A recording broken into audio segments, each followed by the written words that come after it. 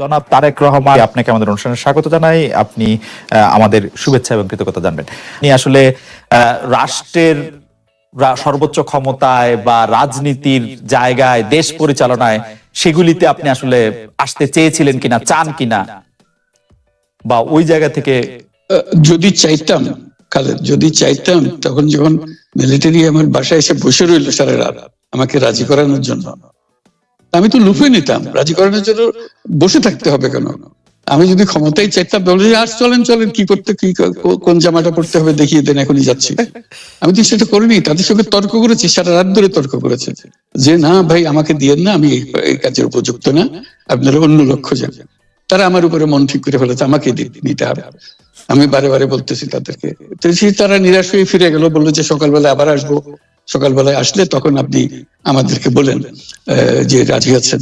আমি বললাম না, সকালবেলা আসলে একই কথা পাবেন, কারণ আমি তো এটা এমন কিছু না যে মনের মধ্যে সন্দেহ রেখে, দ্বন্দ্ব রেখে আপনাদের বলছি, অত্যন্ত পরিষ্কার ভাবে আপনাদের কাছে বলছি।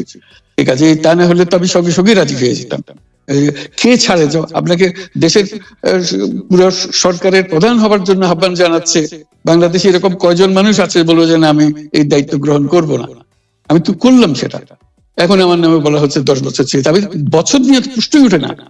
প্রশ্ন হচ্ছে আগামীকাল সকালবেলা আপনি শপথ গ্রহণ করবেন, এই কথা। আমি বলি না, করবো না। এরপরে তো কয় বছর, কয় কাণ্ড।